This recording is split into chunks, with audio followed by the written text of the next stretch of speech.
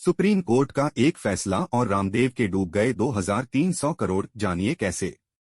कल मंगलवार को सुप्रीम कोर्ट के फैसले के बाद आज बुधवार को बाबा रामदेव की कंपनी के शेयर में जबरदस्त गिरावट देखने को मिली है। आंकड़ों के अनुसार बीएसई में पतंजलि फूड्स के शेयर में करीब 4% की गिरावट आ चुकी है, जिसके बाद कंपनी का शेयर 1556 रुपये पर आ गया, जबकि एक दिन पहले कंपनी का शेयर 1620.20 रुपये पर बंद हुआ था।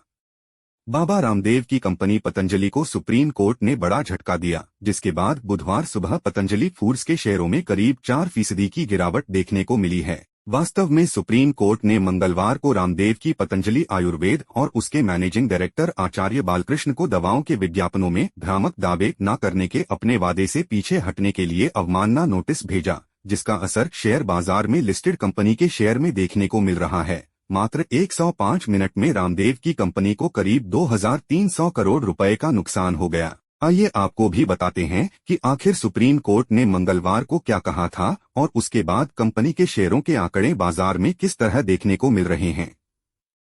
सुप्रीम कोर्ट ने पतंजलि को हृदय रोग और अस्थमा जैसी बीमारियों के इलाज का दावा करने वाले उत्पादों को बढ़ावा देने से भी रोक दिया। यह फैसला इंडियन मेडिकल एसोसिएशन (IMA) द्वारा कोर्ट में सबूत पेश करने के बाद आया, जिसमें द हिंदू अखबार में पतंजलि का विज्ञापन और एक प्रेस कॉन्फ्रेंस भी शामिल थी, जहां कंपनी ने योग की मदद से शुगर और अस्थमा को पूरी तरह से ठीक करने का दावा किया था। अदालत ने पतंजलि को पिछले अदालत के आदेश का उल्लंघन करते हुए पाया, जिसने पतंजलि को भ्रामक विज्ञापन जारी करने और भ्रामक दावे करने से रोक दिया था। हालांकि उसी दिन एक नियामक फाइलिंग में पतंजलि फूड्स ने कहा कि भारत की सुप्रीम कोर्ट की टिप्पणियां पतंजलि फूड्स लिमिटेड से संबंधित नहीं हैं, जो एक स्वतंत्र लिस्टेड यूनिट है और खाद्य तेल और खाद्य FMCG के क्षेत्र में काम करती है।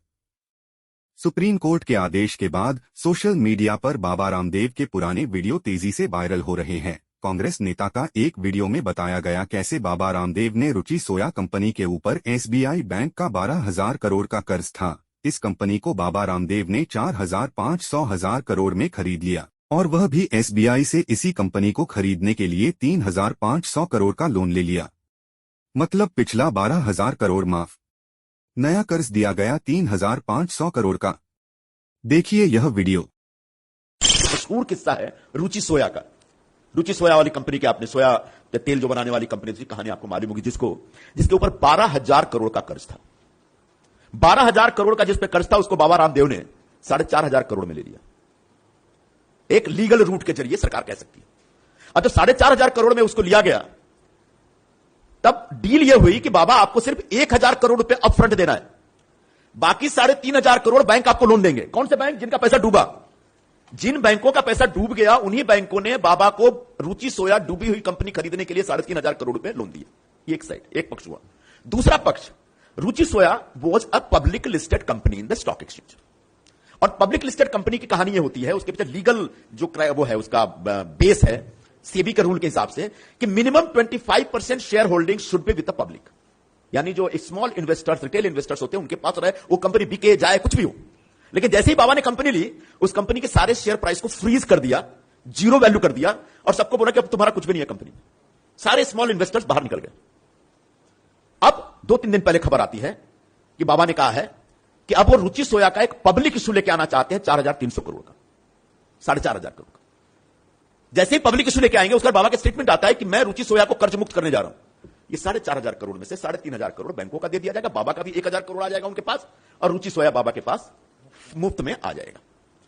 हमने पिछले साल ही एक चीज को हाथ लगाया, बोले कहते नहीं, जिसको छूते वही सोना हो जाता है। हमने रुचि सोया को हाथ लगाया, आज उसकी कीमत हो रखी है 25 से 30,000 करोड़ रुपए। और अभी तो मैं उसके संदर्भ में पूरा उसका जो विजन पूरा रखने वाला हूं, अभी सब लोगों को पता नहीं है। बहुत लोग अभी कई तरह से सोच रहे हैं कि क्या होगा, उत्सुकताएं हैं कि क्या होगा रुचि सोया में। तो जिस दिन रुचि सोया का पूरा प्लान, क्योंकि अब वो लिस्टेड कंपनी है तो उसके बारे में अभी भी नहीं बोल सकता, कुछ रूल लागू होते हैं उसके ऊपर कि क्योंकि मैं उसमें, और पहली बार मैं किसी कंपनी में डायरेक्टर भी बना। बहुत लोगों ने कहा था